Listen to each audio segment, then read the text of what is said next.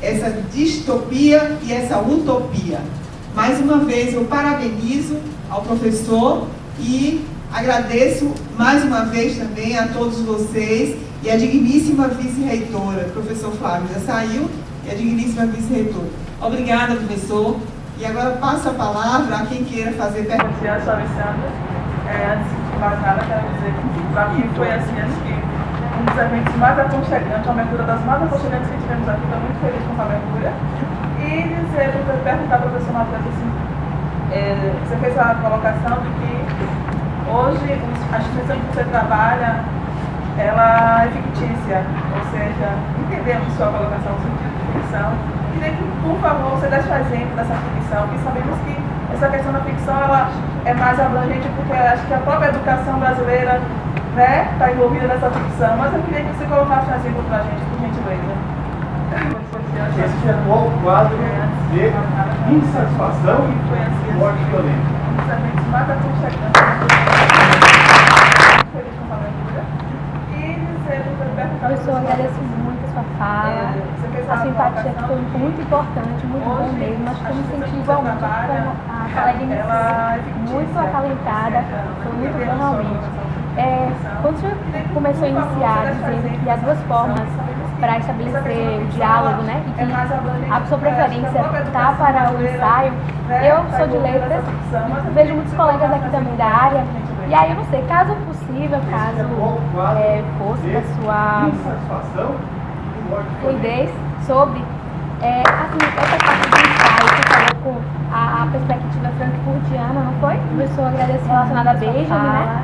E a gente lê bastante aí essas partes, mas a gente vê para debater e com um olhar talvez acalentado da experiência dessa prática de ensaio, quando você começou a iniciar dizendo que isso é algo a respeito, falar um pouco para estabelecer o diálogo, né, parte de ensaio, a sua preferência bem para o ensaio, eu sou de letras e vejo muitos colegas aqui também da área, e aí não sei, caso possível... Ana Carvalho é uma grande escritora, uma escritora rebelde, de vários amores.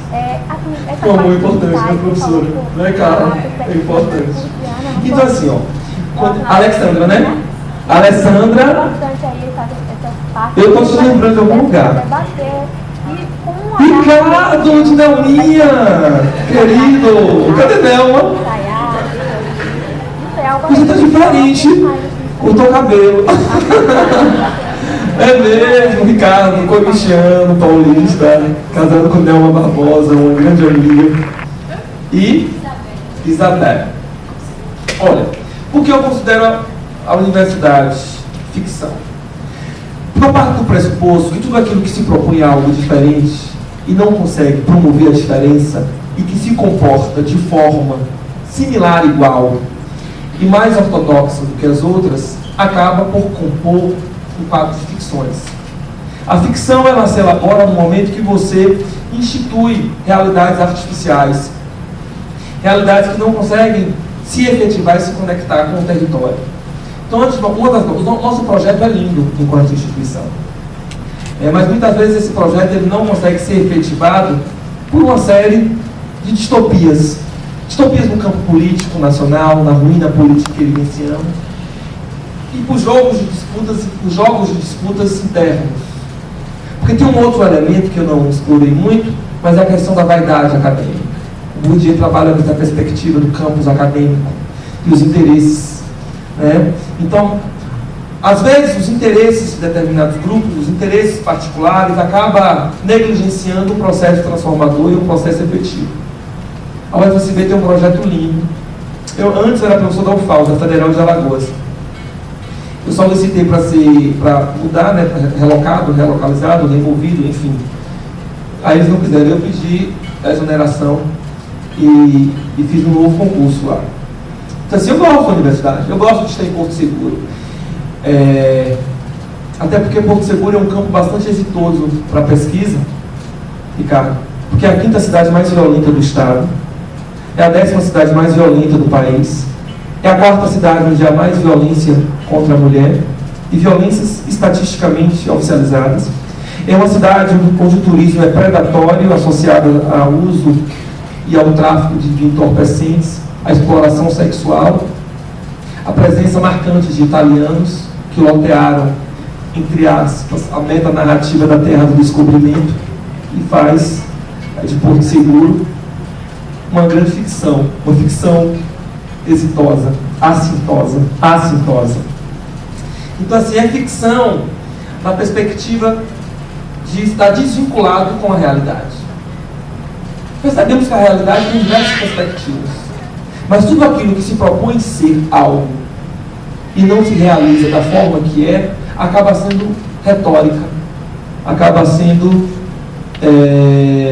desdigno, né, de qualquer defesa. E eu tenho percebido isso, e falo isso de uma forma muito autônoma, porque é necessária autonomia na fala, é necessária autonomia no discurso. E muitas vezes determinadas instituições tiram nossas autonomias, sobretudo por interesses particulares. Aí eu falo que é uma ficção, porque reproduz o mesmo modelo das outras instituições classistas. Isso é importante.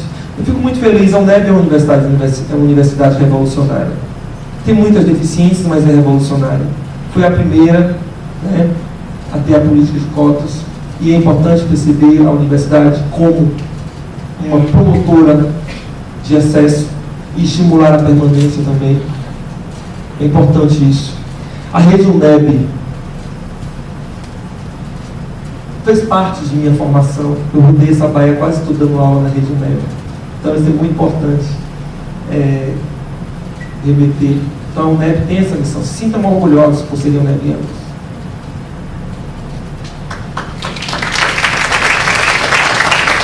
Eu vou falar sobre a de Ricardo, eu vou deixar por último, porque a de Ricardo eu vou falar um pouco mais. O tratado de ensaio. Na verdade, como é que é o nome que eu esqueci? Isabelle. Então, Isabelle, o tratado é algo instituído pelo conhecimento pragmático e que busca apenas o resultado. Certo? Na defesa de minha tese, a professora Nete, que eu amo e tenho o maior respeito, que é uma figura muito expressiva no cenário nacional e internacional, a Nete é uma dama da sociologia latino-americana, só que ela falou que o meu trabalho estava muito ensaístico. Eu falei, qual é o problema de ser ensaístico? O ensaio é que muitas vezes você dialoga com um conjunto de inflexões e com um conjunto de provocações que não está muitas vezes preocupada em dar resultados efetivos. Entende? Eu tenho uma crítica aqui, eu vou fazer publicamente, aos mestrados profissionais. Eu acho isso uma grande ficção.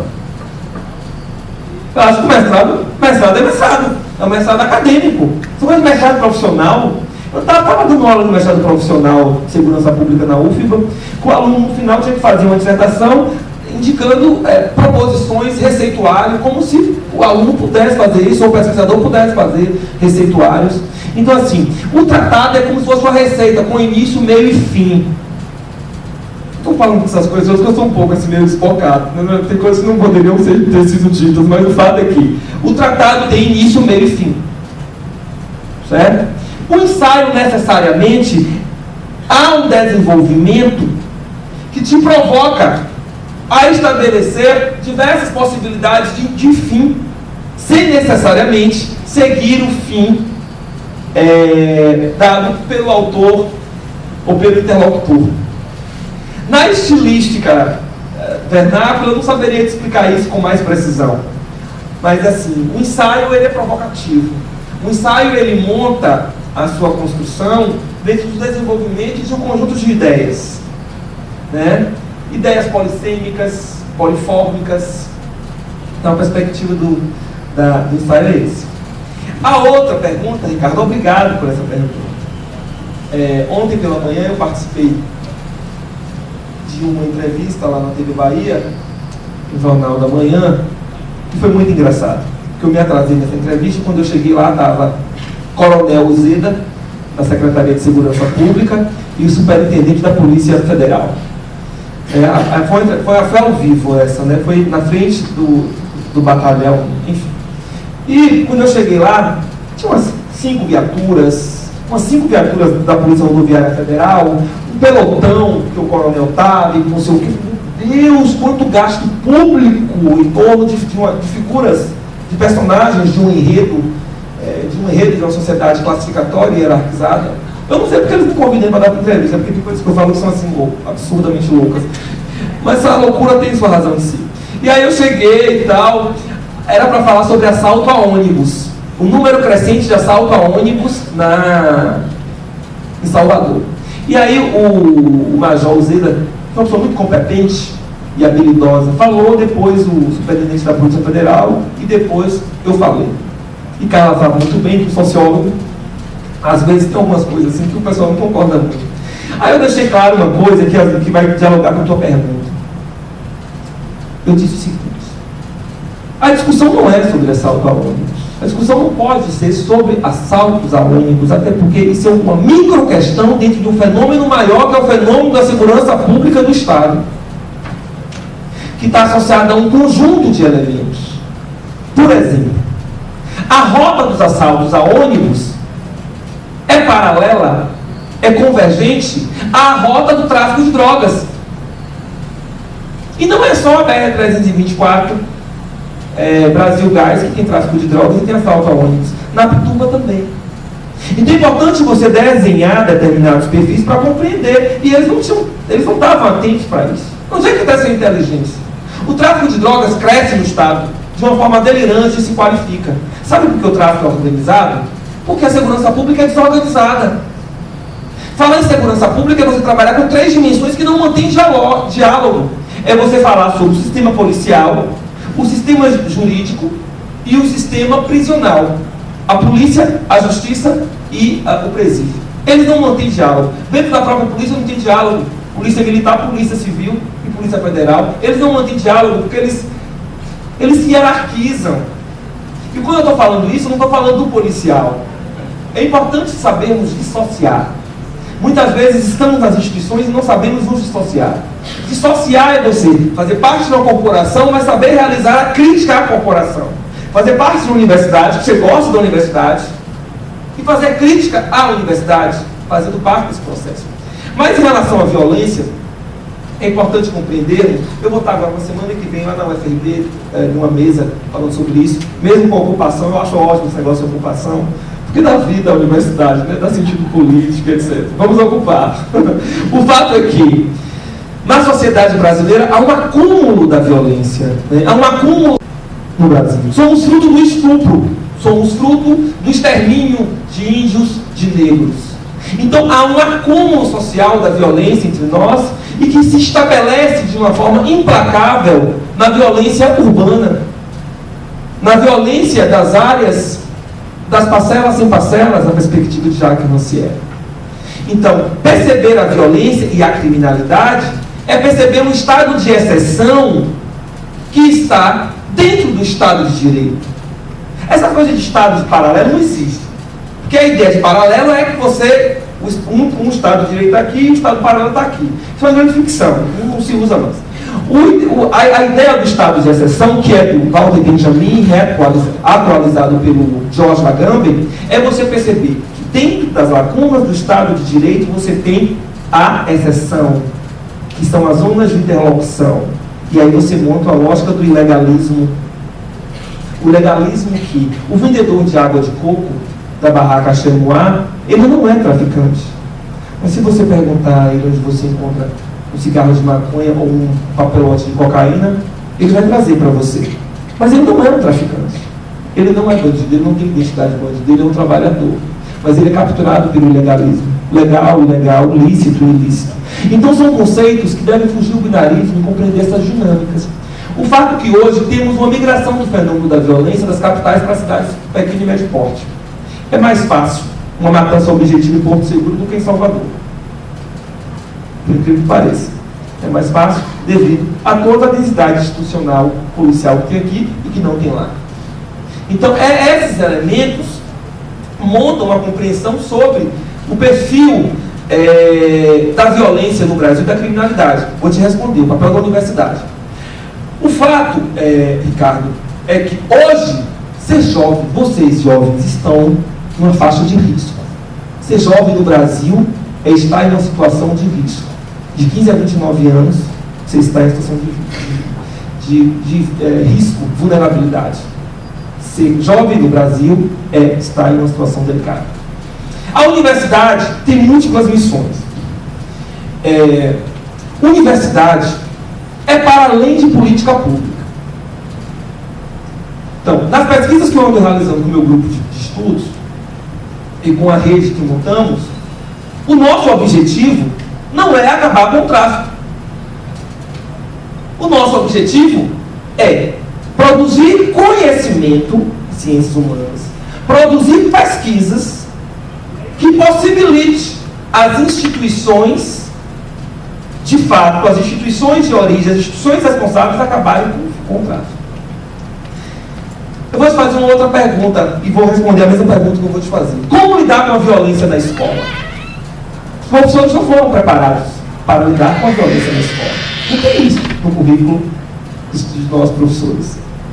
Então temos que realizar uma série de ajustamentos. A escola é um espaço civilizatório, mas que é subvertido. O ato da indisciplina se transforma em um ato de infração. E não fomos preparados para lidar com isso. Não é a missão da escola lidar com o delinquente e com o traficante dentro da sala de aula. Então é importante compreender as responsabilidades. Mas o que eu tenho percebido hoje, na contemporaneidade, é que tudo se transforma em política pública e a universidade acaba se tornando um lugar apenas para realizar política pública. É importante realizar, mas a universidade é para além da política pública. Porque, como já dizia na área, há uma redundância em política pública. Porque toda política, por definição, é o lugar do mundo comum. Toda política tem que ser pública.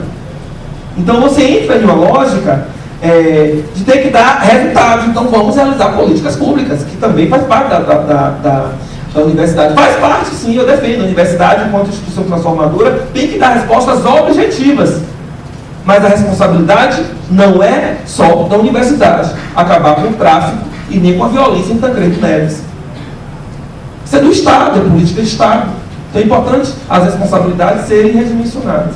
Já temos tantos desafios que educar para a transformação, educar todos esses jovens para uma vida revolucionária.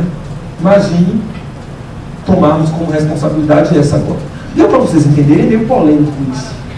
Deu para entender, não deu? Bom dia, meu nome é Thelma Souza, sou do curso de Turismo e Hotelaria.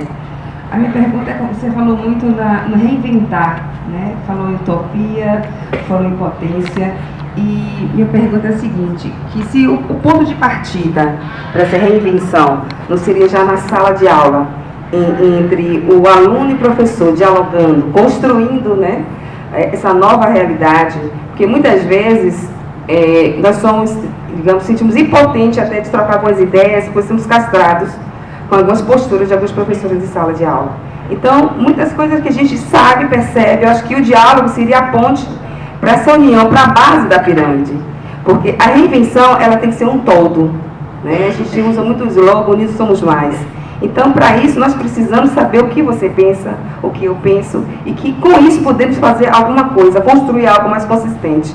Então, eu acho que a coisa seria mais dialogando. Nós não estamos dialogando em sala de aula, nós estamos só sendo informados de determinados assuntos e tal, e aquilo ali fica muito fragmentado. Então, isso é minha inquietação. Minha inquietação é essa: você não tem o espaço, não me sinto à vontade de expor minhas ideias. Porque muitas vezes, não só eu com alguns colegas, nós discutimos muito isso, nós sentimos inibidos, porque somos, às vezes até somos retaliados com isso, somos mal vistos. Entendeu? Então, isso eu acho que é uma preocupação muito maior, porque a gente tem que perceber o que é que se passa dentro de uma sala de aula, o que é que nós estamos dialogando realmente. Então, essa é a minha inquietação. Eu acho que para reinventar, precisamos primeiro olhar olho no olho, como o senhor falou, né, dessa pulsação, esse respeito e esse afeto de aluno e professor. Obrigada. Em relação à escola sem partido, eu queria que você falasse mais um pouco disso, porque o que está por trás dessa fala, dessa política, dessa decisão aí de vários partidos se colocarem de um lado ou de outro nessa perspectiva. E a outra questão é, você é professor lá no sul da Bahia, E é um bacharelado interdisciplinar, não é isso?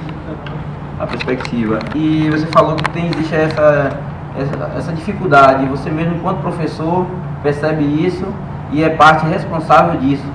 Eu queria que você falasse um pouco disso, dessa questão da interdisciplinaridade. E nós aqui, né, temos aqui pessoas que são futuros professores e que vão se deparar com essas dificuldades na sala de aula, né? Obrigado. Mais alguém? Bom dia a todos e a todas. Bom, meu nome é Ana Carvalho, sou professora também de faculdade, sou escritora, sou polemista, como ele fala, que não sou nada polêmica. Ele é mais do que eu. E assim, como professora, eu hoje utilizei uma qualificação para o meu estado de infeliz. Eu acho que a realidade conseguiu vazar esse espaço que a gente tem, que é muito importante, que é o conhecimento. Eu acho que existe um projeto de despolitização desse universo docente. A gente que é professor de faculdade, a gente pega uma plateia muito acrítica e muito aquém do que a gente espera. Eu acho que há um interesse nesse país de roubar da educação que ela tem de mais importante, que é o próprio conteúdo, que é essa alavanca que faz com que a gente seja diferente. Nós viemos para transformar, o professor está aqui para isso, nossa vocação, e a sociedade está provocando essa anomalia. A gente vai ter que ser silenciado, todo mundo vai discutir o que é esse notório saber. Quem é que vai vir aqui para falar? Será que eu vou dar opinião, um neurologista que vai tirar um tumor maligno do cérebro de alguém? E aí você fala de utopia, de distopia. Eu acho que nós estamos, na verdade, numa espécie de distopia crônica, que esse caos pode não gerar uma nova ordem. Porque a gente perdeu essa capacidade de estar perplexo. Eu vejo alunos que perderam a capacidade de perplexidade. Eles estão assumindo o acadêmico, mas eles se comportam sem emoção. E aí, como você sabe que a gente escreveu muita coisa juntos, assim, a gente é muito doido nesse sentido, que a gente quer o amor mesmo, até chorar mesmo, sabe? Chorar, dar risada. Eu adoro a emoção, tá? Morreu alguém, chore. Tá? Você não tem condição, não tenha, né? Fale, enlouqueça. As minhas aulas lá de letras, os meninos piram sempre, porque eu provoco sempre isso. O que é que você acha? O que é que vai vencer? Né? Na verdade, nessa nossa impossibilidade de sermos felizes, porque estão tirando da gente a nossa autonomia. Né? Existe uma ilegalidade no país de pensar. Pensar se tornou algo anômalo. Né? E aí, para tantos jovens que estão aqui, a gente já está entrando, deixando esse mundo para vocês. Né? Para vocês fazerem a revolução. Eu tenho 25 anos, tá? Cada pé. Eu também tenho 25. Pronto, foi uma provocação, na verdade. Então, Thelma, na verdade não foi uma pergunta, né? Foram colocações lúcidas e coerentes que você faz. O processo de reinvenção é um processo de subversão da ordem, é um processo de estímulo ao protagonismo, de estímulo à dialética e ao diálogo em sala de aula. E nós, professores, temos uma função muito importante nisso. Há professores que não conseguem se deslocar, não conseguem se subverter, não conseguem sair de trás da mesa. É importante dar autonomia ao aluno. É importante instituir autonomias de forma subjacente. É importante reinventar sem ser lazer. E a universidade, ela entra em um processo de reprodução de vícios, que nós mesmos, professores, muitas vezes caímos em determinadas tumbas de produção do conhecimento que não estimulamos o nosso aluno. Não é professor falando mal de professor, não. É professor realizando um diagnóstico da realidade. Então, é importante o dissenso. O dissenso como possibilidade para a dialética, para a possibilidade do diálogo. Então, a universidade, ela deve promover isso. E isso é se reinventar. Olhar para si, olhar para o outro, promover uma alteridade. E nessa produção de alteridade, realizar um exame crítico da realidade, através das distinções e da autonomia. A sala de aula, Thelma, com certeza. Por isso que eu sempre falo, olha, quando eu estou dando aula, é um rito. Assim como o juiz que está julgando é um rito. Então, há que ter performance, há que ter desejo, há que ter estímulo, há que ter tesão. Porque sem tesão ninguém faz nada. Não é só tesão sexual, não. Tesão pelo conhecimento, pela produção, pela reinvenção. É importante ter uma produção criativa. Seu Dindo, seu afilhado, ele foi meu aluno no ISBA. Como é o nome dele? Bruno Almeida. No ISBA, que é uma escola, foi uma escola, é uma escola, digamos assim, conservadora, foi, não sei como é que está mais o ISBA, saindo, Ana do Carvalho foi também, mas é uma escola que eu estou grande admiração. Além do ISBA, quando eu era professor de ensino médio, eu ensinei em várias outras escolas aqui. E eu e Ana Carvalho protagonizamos um projeto muito interessante e que dialoga muito com o atual estado das coisas e a necessidade de reinvenção. Que foi, Carla, realizar incursões ao subúrbio ferroviário de Salvador. Levar esse menino classe média, anêmico do playground da Pituba, do Costa Azul, da Graça e da Vitória, para o subúrbio ferroviário de Salvador. De trem, de ônibus e depois de trem. Tinha pais que não queriam que os filhos fossem. Tinha um outro pai que botou uma viatura atrás da filha de Vilma. Então são coisas assim que, quando Marilena Chaui critica a classe média, eu concordo com ela. Porque a classe média, às vezes, é egocêntrica e histérica. Então, assim, é importante compreender que, no momento que você cria possibilidades de reinvenção da sua pedagogia, através de pedagogias ativas, levar esse menino do playground para o subúrbio, tinha uma denominação que falou, não, isso aqui é Salvador. Tinha coisas assim de uma ingenuidade. Então, essa criatura que vai sair do ensino médio, que vai passar na universidade X e que vai ser o futuro profissional, que não conhece a sua cidade, que não conhece os cenários urbanos e suas narrativas. Então, você tem essa perspectiva, né? Essa perspectiva de levar. Levávamos também, Carla, para o pedaço da África, a gente chamava o pedaço da África vivo e barroco da Bahia, que é a Feira de São Joaquim. Levar esse aluno para ter contato com religiões matrizes africanas, inclusive, imagino fazer isso numa escola católica. Então, assim, fazíamos essas coisas que foram bastante exitosas e foram publicadas em diversos livros. Temos 4 livros publicados só sobre essas experiências, que são experiências de reinvenção. Ela é professora de literatura, eu de sociologia, tinha Heloísa de história, e tornava a minha vida mais prazerosa. Porque o professor deve sentir prazer naquilo que ele faz. E que o outro que está ouvindo e percebendo e aprendendo sinta prazer também com aquilo que ele está dizendo. Porque sem prazer não há tesão, sem tesão não há prazer. Tem outra lógica de prazer e tesão que deve ser instituída na nossa prática. Em relação à escola sem partido, a escola sem partido, Sandro, é assintosa, porque inibe a liberdade criativa, tira a autonomia da escola, retroage. A escola sem partido é a negação da palavra, é a negação da circulação do diálogo, é a negação da política. A escola sem partido nada mais é do que um projeto oligofrênico de barrar a autonomia do professor e do aluno.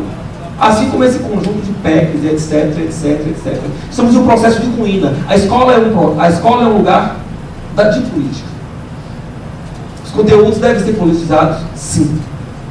E muitas vezes isso já é carente desses espaços, já nos falta. Em relação ao bacharelado interdisciplinar, eu faço uma crítica, uma autocrítica. Temos muito que aprender sobre interdisciplinaridade. Né? E temos que ter disponibilidade para sentar com o professor de geografia, com o professor de história, com a professora de letras, para montar projetos e realmente interdisciplinares. Agora você pense essas escolas, né? Pense as escolas públicas que passam por um processo devastador de precarização. Esse professor que tem que dar inúmeras aulas, que tem que lidar com a violência, com a precarização na escola, e tem que ter tempo para um conjunto de burocracias e tem que ter tempo para sentar com outro professor e construir uma realidade interdisciplinar. Então os desafios são múltiplos em relação à interdisciplinaridade. E na UFSB eu percebo que há, muitas vezes, esses bloqueios, que é a nossa disponibilidade. a nossa disponibilidade enquanto interlocutor desse processo. Ana, em relação à utopia e à distopia, eu considero que estamos em um momento de transição. A professora Carla Liane falou algo que eu gosto também, da transição. Né? A transição é uma condição de estar no mundo. Então é importante compreender esse processo transitório, de transitividade, sem niilismo. Né? Sempre eu falo que a Ana Carvalho, eu sou apaixonado por ela, mas ela é meio radical, assim, mas é uma loucura santa. Então, assim, nesse processo distópico, é importante protagonizar a utopia, é importante apontar coletivamente saídas e estimular a construção de saídas, porque senão desencantaremos todo e a vida perderá sentido, e a política perderá sentido. Então, cada um de vocês, enquanto nebianos, enquanto coletivos, enquanto cidadão, mulheres, homens, negros, brancos, pardos, lilás, amarelo, é importante perceber qual a sua condição no mundo, a sua existência, e a sua existência na UNEB, enquanto pesquisador, enquanto aluno, e buscar formas de interpretação dessa realidade. Sempre trazendo e subvertendo a distopia em utopias necessárias, em esperanças. Então é isso. Obrigado a todos.